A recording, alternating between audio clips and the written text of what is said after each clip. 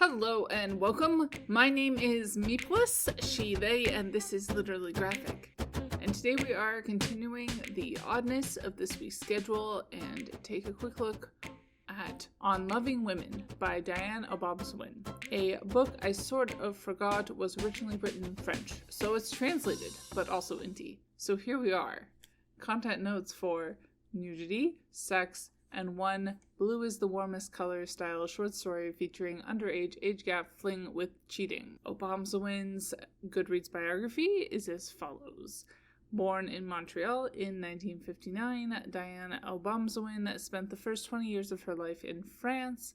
After studying graphic design, she returned to Canada in 1983 and turned her attention to painting, comics, and animation. Here and there, her autobiographical film garnered numerous prestigious distinctions.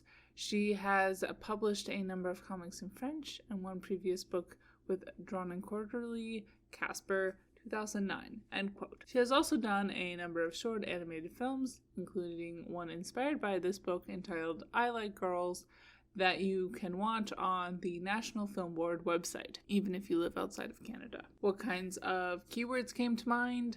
Lesbians, obviously coming of age, slice of life, romance, and boarding schools. Quote, On Loving Women is a new collection of stories about coming out, first love, and sexual identity by the animator Diane Obomsawin. With this work, Obomsawin brings her gaze to bear on subjects closer to home, her friends and lovers, personal accounts of realizing they're gay, or first finding love with another woman. Each story is a masterclass in reaching the emotional truth of a situation with the simplest means possible. Her stripped-down pages use the bare minimum of line work to expressively reveal heartbreak, joy, irritation, and fear, end quote. The art style was interesting and fits with the genre, but it was not really my favorite. Gender and sexuality were obviously pretty central to this collection of short stories. Apparently, Obomsawin interviewed a number of people she knew across a wide age range, but since she chose to focus more on each person's first lesbian relationship, all the stories feature fairly young protagonists. I was a bit concerned about the lack of trans representation, as I'm not sure if this was an oversight or a deliberate exclusion. An Alibi fairly cursory search via DuckDuckGo did not appear to reveal anything, but Obomsawin does not appear to be a terribly online person either.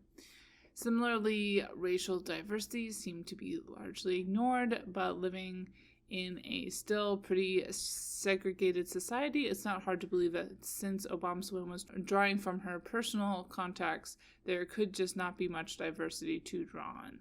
That said, I'm not sure if the different animal heads Obomsawin uses was supposed to denote racial difference, so there is a chance it just flew right over my head. Class did feel like one of the things that did really differentiate some of the characters from each other, and again, might have missed something, but the assumption seemed to be that everyone was pretty able-bodied. So yeah, to conclude, I'm glad I finally got around to reading this book, as it's been on my TBR for what feels like forever. That said, as I already mentioned, not a new favorite. I have been feeling very unnerved by my ratings of late, though always feeling like I'm rating things too high or too low, so let us see. I think I'm going to follow my gut and start with a 2 out of 5 stars, which always feels harsh, but it was okay. So there's that. Bye y'all, keep reading and resist white supremacy. And as always, Literally Graphic is created on land that should be given back to the traditional landholders, which in this case is, to my knowledge, the Mississaugas of the Credit First Nation, non-Anishinaabe people, the Haudenosaunee Confederacy, and the Huron-Wendat Nation.